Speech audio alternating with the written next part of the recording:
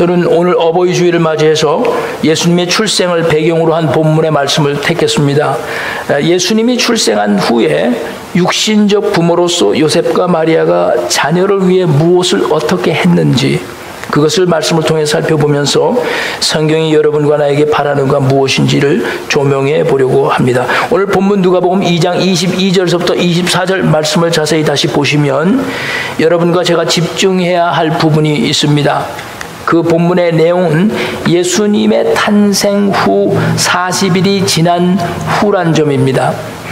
먼저 22절 말씀을 한번 봐주시기 바랍니다. 요셉과 마리아가 이렇게 기록을 했습니다. 아기를 데리고 어디로 올라갔다고 했습니까? 예루살렘에 올라갔다는 말씀을 기록을 했는데 2장 41절에 가보시면 보다 더 상세히 기록하기를 그의 부모가 해마다 6월절이 되면 예루살렘으로 갔다고 기록을 합니다. 예수님의 육신의 부모였던 요셉과 마리아가 예수님 출생 그 해부터 매 해마다 6월절이 되면 예수님을 데리고 예루살렘 성경으로 올라갔다고 성경은 분명히 말하고 있는데요. 그 예루살렘을 방문한 이유는 딱 한 가지였습니다. 그 이유가 오늘 여러분과 제가 받을 은혜입니다.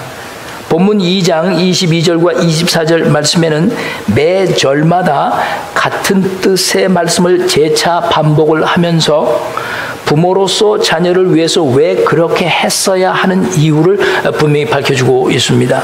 자, 이 말씀은 여러분과 제가 그리스도인의 부모로서 매우 주의 깊게 살펴보아야 할 말씀입니다. 자, 22절 말씀을 다시 한번 제가 읽겠습니다. 모세의 법대로 정결 예식의 날이 참에 아기를 데리고 예루살렘으로 올라가니, 이 말씀에 모세의 법대로라고 했습니다. According to the law of Moses라고 했어요.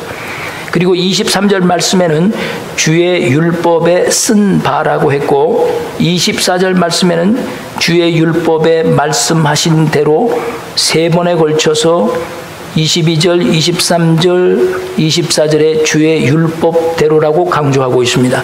이 말씀을 우리가 종합해 볼 때 그리스도인 부모로서 자녀를 양육하는 데 있어서 가장 중요한 것을 성경이 지금 반복해서 말씀하고 있습니다. 유대인들은 자녀를 낳으면 꼭 해야 할 일이 있었습니다. 그것이 바로 남자아이일 경우에는 8일째 되는 날 할례를 받게 하는 것이었습니다. 그리고 할례를 한 아기를 안고 성전에 올라가서 제사를 드려야만 했습니다. 그런데 아이를 낳았다고 해서 부모가 가고 싶은 때 아무 때나 성전에 갈 수가 없었습니다. 하나님은 아이를 낳은 후에 성전에 올라가기 전에 얼마 동안의 기간을 참고 기다리라고 말씀을 하셨습니다. 여기에는 영적으로 여러분과 내가 알아야 할 매우 중요한 의미가 담겨 있습니다. 그 이유를 복음서에서는 밝히지 않았지만 이미 여러분과 내가 성경 교독을 통해서 우리가 읽은 레위기 12장 말씀을 통해서 상세히 밝혀주었습니다. 레위기는 오늘날 현대 그리스도인들에게 있어서 가장 소홀히 여겨지는 성경 중에 하나입니다. 그리스도인들도 레위기를 읽지 않습니다. 특별히 레위기 12장의 말씀은 그리스도인들에게조차 관심을 갖지 못하는 성경 말씀 중에 하나입니다. 레위기 12장에서 우리가 중요하게 살펴보아야 할 것은 하나님께서 여인들이 아이를 출산한 후 7일 동안의 상태를 월경할 때와 같이 부정한 것으로 말씀하고 있다는 점입니다. 그리고 7일이 지난 후에도 몸이 정결해진 것으로 여기지 않았는데 그 이유가 산혈 때문이라고 성경은 밝힙니다. 레위기 12장 4절 말씀으로 돌아가 보면 7일이 지난 후에도 33일을 더 기다려야 했는데 그 이유는 33일이 지나야 산혈이 깨끗하게 될 수 있다고 성경은 본 것입니다. 그러니까 아이를 낳은 후에 7일이 지나고 또 33일을 기다렸으니 도합 며칠입니까? 40일 동안을 기다렸다 성전으로 올라가야 했는데 이 40일이라는 숫자는 성경에서 매우 영적으로 깊은 의미를 주는 훈련의 기간의 숫자를 말하는 것입니다. 이렇게 정결하게 되기까지의 40일의 시간이 차기 전에 성소에 성물을 함부로 만진다거나 성소 안에 들어가는 것을 하나님은 절대로 금하셨습니다. 그 이유는 레위기 15장 31절을 돌아가셔서 보시면 그 성막을 더럽히는 일로 하나님은 간주하셨기 때문입니다. 지금까지 레위기에 기록된 말씀을 여러분과 내가 살펴본 바에 의하면 하나님께서 출산을 아주 부정하게 여기시는 느낌을 받을 수가 있을 것입니다. 그러나 하나님은 출산을 부정하게 여기시는 것이 아닙니다. 단지 출산 때에 흘리는 산혈을 부정하게 보신 겁니다. 만약에 하나님께서 출산 자체를 부정하게 보신다면 창세기에 하나님의 말씀이 모순적이 될 수도 있지 않겠습니까? 창세기 1장 27절과 28절 말씀을 보면 하나님께서 사람을 창조하시되 남자와 여자를 창조하시라고 말씀하시면서 하나님이 그들에게 복을 주셨다고 그랬고 그들에게 이르시되 생육하고 번성하여 땅에 충만하라, 땅을 정복하라, 그리고 다스리라고 말씀하셨기 때문입니다. 생육하고 번성하라는 것은 출산을 통해서만 가능하기 때문입니다. 또한 시편 127편 3절 말씀에는 자식은 여호와의 주신 기업이라고 했고 태의 열매는 그의 상급이라고 말씀하셨는데, 만약에 출산을 하나님이 부정하게 보신다면 이런 말씀들과 대조가 되기 때문입니다. 그렇다면 레위기에서 왜 산모의 출산을 부정하다고 했을까요? 자, 인간의 불결함의 문제는 항상 에덴 동산에 걸려 있습니다. 하나님의 인류에 대한 출생의 축복은 에덴 동산에서 아담과 하와가 죄를 범하기 이전이었음을 우리는 기억해야 합니다. 그러므로 죄를 범한 후에 인간의 출생은 축복과 더불어서 죄의 유전이라는 문제가 끼어든 것입니다. 그러므로 출산을 부정하다고 하신 것은 죄의 유전이라는 관점에서 부정하게 보는 것입니다. 하나님은 출산 자체를 부정하게 보지 않으십니다. 하나님께서는 부정함은 출산을 통한 피해 유출이라고 보시는 것입니다. 하나님은 분명하게 레위기 17장 11절 말씀에도 육체의 생명이 어디 있다고 말씀하셨습니까? 피에 있다고 선언하셨습니다. 그러므로 그 아이를 출산할 때 흘리는 이 피의 유출은 그만큼 어머니와 아이의 생명에 위협이 되는 것입니다. 그런 위험한 과정을 거쳐가면서 어머니들은 자녀를 출생하는 것입니다. 그리고 여러분과 나 모두는 이런 위험한 과정을 거쳐서 태어난 사람들입니다. 그래서 사람의 인생이 소중한 것입니다. 정결하지 못한 문제는 인간이 에덴 동산에서 다른 모든 실과는 먹을 수 있어도 동산 중앙의 실과는 하나님께서 만지지도 말고 먹지도 말라고 하신 그 말씀을 범한 후에 여자에게 두 가지 형벌이 주어졌다는 점이 매우 중요합니다. 첫째 형벌은 내가 네게 임신하는 고통을 크게 더하리니 내가 수고하여야 자식을 낳을 것이다 라고 하신 말씀입니다. 다시 말해서 여인들이 고통과 수고를 하여야 자식을 낳을 것이라는 이 말씀의 의미는 출산할 때 흘리는 그 피의 유출과 깊은 연관이 있는 것입니다. 성경은 출산할 때 고통과 아픈 것이 문제가 아니라 피를 흘리는 것을 문제로 본 것입니다. 그러니까 인간이 죄를 범한 이후에는 이런 피값을 치르고야 생명을 얻을 수 있었던 것입니다. 죄의 형벌의 결과였기 때문입니다. 그러니까 누가복음 2장 22절에 오늘 본문의 제일 첫 번째 말씀, 모세의 법대로 정결 예식의 날이 참회라는 말씀은 마리아가 예수님을 낳은 후에 정확하게 며칠을 기다렸다는 뜻일까요? 40일을 기다렸다는 뜻입니다. 그리고 어디로 올라갔습니까? 예루살렘 성전으로 올라갔습니다. 그러므로 육신의 부모였던 요셉과 마리아는 자녀를 낳아서 키울 때 하나님께서 모세를 통해 주신 말씀대로 순종했습니다. 모세의 법대로 순종하며 자녀를 키운 겁니다. 그렇게 한 이유는 다른 것이 없습니다. 오직 율법에 주신 말씀대로 한 것뿐입니다. 예수님의 육신의 어머니로서의 마리아의 이런 신앙적 자세를 통해서 여러분과 내가 그리스도인으로서 자녀를 키운다는 것은 진정 무엇을 의미하는가를 깊이 깨달아 볼 수 있습니다. 그리스도인으로서 자녀를 키운다는 것은 단순히 자녀들이 좋은 프로그램이 있는 교회에 데려가는 것이 다가 절대 아닙니다. 정말 부모가 모든 것을 하나님의 말씀에 기준해서 자녀를 양육해야 한다는 것입니다. 그러니까 지금도 우리 아이는 이미 늦었다라고 결코 생각해서는 안 됩니다. 끝까지 하나님의 말씀대로 가르치고 양육해야 합니다. 자녀 교육에는 은퇴가 없는 것입니다. 최근에 축구 국가대표 선수를 지낸 이영표 선수가 기사를 하나 써서 화제가 되었습니다.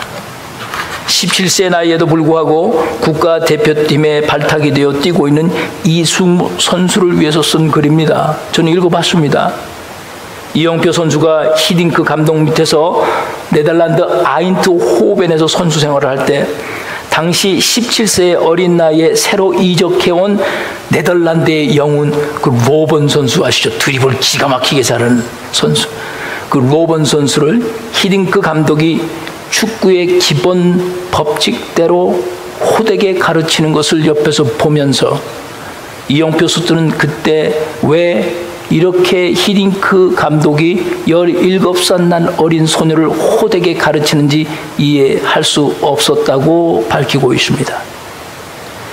히딩크 감독은 로번의 상의 유니폼이 바깥으로 삐쳐나오기만 해도 가차없이 소리를 지르며 옷을 바지 안으로 집어넣으라고 소통치곤 했답니다.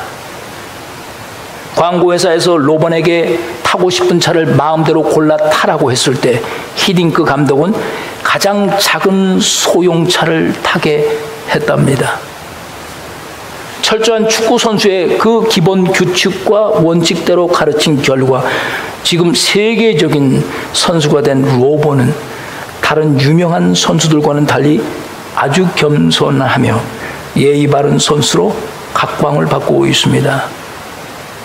그러면서 현재 17세의 로번과도 같은 나이에 국가대표 발탁이 되어 스페인의 유명한 바르셀로나에서 뛰고 있는 한국 축구의 유망주 이 이승우 선수를 대하는 우리나라의 국민들과 나라가 이승우 선수를 축구인의 법대로 따끔하게 가르쳐야 함을 지적했습니다.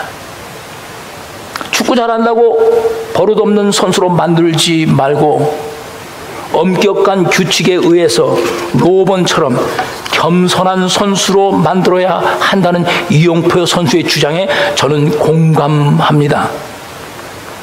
한국은 말이죠, 좀 운동을 잘하면 규칙이고 법칙이고 다 무시하고 선수에 맞추려 하기 때문입니다. 그래서 잘하기도 전에 망쳐버리게 하는 것입니다. 철저하게 지켜야 할 것을 지키는 자세가 중요합니다. 그런 면에서 예수님의 육신적 부모였던 요셉과 마리아는 모세의 법대로 했다는 것입니다. 요셉과 마리아가 예수님이 누구신 줄 몰랐겠습니까? 그분이 하나님의 아들이며 그가 세상을 구원할 하나님이시라는 것을 천사를 통해서 이미 알았습니다. 그렇다면 그까지 모세의 율법 정도는 무시해버려도 되지 않겠습니까? 하나님의 아들이 할례를 치르지도 않고 40일을 채우지 않아도 성전에 들어간들 무슨 문제가 되겠습니까?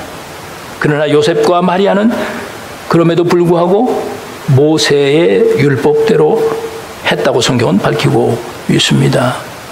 지금 우리가 살고 있는 이 시대에 여러분과 나의 가정, 여러분과 내가 살고 있는 이 사회, 그리고 새로 시작한 이 교회에 절대적으로 필요한 말씀입니다. 여러분과 저는 정말 요셉과 마리아처럼 하나님의 말씀대로 모든 것을 할 마음이 있으십니까? 만약에 우리가 그렇게 하지 못했다면, 아니면 그렇게 할 자신이 없다면 우리는 이제 겸허하게 반성해야 합니다. 오늘날 가정과 교회가 무너지는 근본적인 이유는 다른 것에 있지 않습니다. 바로 하나님의 말씀대로 하지 않았기 때문입니다. 동성애가 교회 안으로 들어오는 이유가 무엇입니까? 하나님의 말씀대로 하지 않았기 때문입니다. 미주 지역에 발생하는 수많은 청소년 범죄에 관련된 자녀들의 통계를 살펴보면 그 자녀들이 대부분 교회에 출석한 경험들을 가지고 있었다는 결과를 주고 있습니다. 그 중에는 교회 중고등부 회장까지 지낸 아이들도 있었습니다. 학교나 교회에서 우수한 성적과 좋은 이미지를 유지하던 아이들이 대부분이었습니다. 가장 중요한 것은 바로 이 요셉과 마리아가 가졌던 신앙의 정신입니다.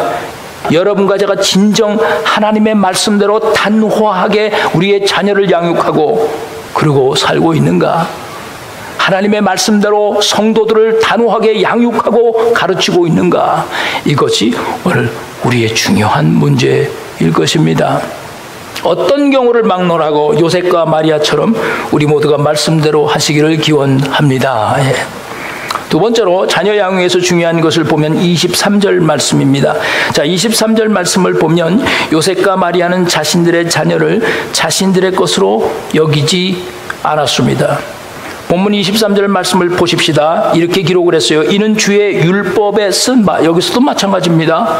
첫 해 처음 난 남자마다 주의 거룩한 자라 하리라 한 대로 아기를 누구에게 드렸다고 말씀합니까? 하나님께 드렸다고 성경은 기록하고 있습니다. 출산 때 귀중한 피를 흘려 난 어린 자식을 자신의 것이 아니라고 처음부터 생각을 한다는 것은 결코 쉬운 일이 아닙니다. 이것은 가슴이 찢어질 듯한 아픔을 동반해야 합니다. 성경에는 종종 그런 어머니들이 계셨습니다. 사무엘의 어머니 한나를 비롯해서 세례 요한의 부모들 또한 그러했습니다. 물론 자식이 다 성장해서 자란 후에는 내 것으로 갖고 싶어도 가질 수가 없습니다. 절대 그렇게 안 되지요. 그러나 본문 말씀은 다 성장해서 갖고 싶어도 가질 수 없는 그런 형편이 아니라 지금 태어난 지 40일이 지난 갓난 아이를 놓고 이것이 내 것이 아닙니다. 이것이 하나님의 것입니다라고 드렸다는 것입니다. 무슨 이유에서입니까? 그렇게 하면 그 아이가 축복받아 건강하고 잘 되기 위해서입니까? 아닙니다. 하나님의 말씀이 그렇게 하라고 하셨기 때문입니다. 인류를 구원할 예수님이라서 마땅히 드려야 되니까 드린 것이 절대 아닙니다. 요셉과 마리아는 출애굽기 13장 2절 말씀에 따라 첫 남자아이는 모두 다 거룩하니 하나님의 것이다 라고 하니까 그 하나님의 말씀대로 그 아이를 드린 겁니다. 미국 초기 청교도인들이 종교의 자유를 위해서 생명을 걸고 바다를 건너왔습니다. 교회도 학교도 없는 새로운 불모지의 땅에서 자녀를 교육했습니다. 그때 부모를 교사로 생각했다는 기록이 남아 있습니다. 당시 그대 교육 슬로건에 이런 글이 있었습니다. 하나님에게는 자녀만 있을 뿐 손자는 없다. 이런 그들의 생각과 각오가 얼마나 대단합니까? 하나님에게는 손자도 없고 자녀만 있다는 뜻은 그 자녀를 하나님께 드렸다는 뜻입니다. 그래서 청교도인들은 자녀를 하나님께 드린 그 마음을 가지고 있었기 때문에 부모의 입장에서 자녀를 교육시킨 게 아니고 교사의 입장에서 자녀를 단호하게 말씀대로 가르칠 수 있었던 것입니다. 왜? 내 것이 아니고 하나님 것이기 때문에. 그래서 그들이 자신들의 고백을 통해서 하나님과의 관계를 맺을 수 있도록 바르게 가르쳤던 것입니다. 내 자녀는 나의 것이 아니고 하나님의 것이다 생각할 때 우리는 교사의 입장에서 자녀를 바르게 교훈할 수 있는 것입니다. 세 번째 마지막으로 살펴볼 것은 24절의 말씀입니다. 자, 24절 말씀 같이 한번 우리 볼까요? 주의 율법에 또 말씀대로라고 그랬습니다. 요셉과 마리아가 하나님께 무엇을 드렸다고 했습니까? 제사를 드렸다고 말씀한 점입니다. 요셉과 마리아가 본문에 기록한 대로 산비둘기 한 쌍이나 혹은 어린 집 비둘기 몇 마리였습니까? 2마리로 제사를 드리려고 한 것을 볼 때 그들이 부유하지 못했음을 알 수 있습니다. 하나님은 값이 덜한 집 비둘기 2마리를 제물로 드린다 해도 부유한 사람이 양 1마리를 드리는 것과 똑같이 인정해 주셨습니다. 이것이 하나님의 위대하심입니다. 많고 적음이 아니라 하나님의 말씀대로 하는 것이 중요한 것입니다. 하나님은 순간 감정의 기준에 따라 드리는 제물은 받지 못하십니다. 기분 좋으면 많이 내고 기분 안 나쁘면 적게 내는 것은 절대 받지 못합니다. 밑 빠진 독에 물 붓는 격이 되고 말 것입니다. 부한 자가 양 1마리로 드릴 수 있는데도 불구하고 비둘기 2마리를 혹 드리거나 가난한 자가 비둘기 2마리를 드려야 마땅한데 거세를 부리면서 양 1마리를 사드려도 하나님을 속이는 것이었습니다. 하나님은 있는 이 형편대로 드리는 것을 받으셨습니다. 하나님은 여러분과 내가 무엇을 얼마만큼 드리는가를 보시는 것이 아니라 말씀대로 하고 있는가에 관심을 두십니다. 요셉과 마리아는 부모로서 남들처럼 자녀를 위해서 비싼 양 1마리를 드리지는 못했지만 절대 부끄러워하지 않았습니다. 남들이 자녀를 드리면서 제사를 드리면서 양 1마리를 끌고 와도 비둘기 2마리를 들고 가면서 절대 부끄러워하지 않았습니다. 말씀대로 하면 당당한 것입니다. 말씀대로 하면 두렵지가 않은 것입니다. 그러므로 하나님께 드리는 제사에는 이런 꼭 정직한 제물이 있어야 했습니다. 그런데 레위기 12장 8절 말씀에 보면 아주 중요한 것을 성경에 기록했습니다. 레위기 12장 8절로 돌아가셔서 비둘기 2마리를 가져올 경우 1마리는 번제물로 드리고 다른 1마리는 속제물로 드리라고 했습니다. 왜 번제물과 속제물을 나누어서 드리라고 했을까요? 여러분이 아시다시피 번제물의 특징은 모든 것을 다 태워버려야 합니다. 마지막에 남는 것은 죄밖에 없어야 합니다. 만약에 번제에 뼈가 남아있든지 살이 남아있으면 안 되는 것입니다. 완전히 태워버려야만 합니다. 이것은 하나님에 대한 온전한 헌신을 뜻합니다. 하나님 앞에서 자신을 완전히 죽이는 것이 번제입니다. 자신이 조금이라도 살아있으면 번제가 될 수 없습니다. 우리의 예배가 바로 그런 것입니다. 우리의 예배는 번제의 의미가 있습니다. 이 예배 안에 내가 조금이라도 살아있으면 다 태워버리지 못했기 때문에 그 시간은 하나님 앞에 낭비가 된 것입니다. 그런데 속제물은 번제물하고 달랐습니다.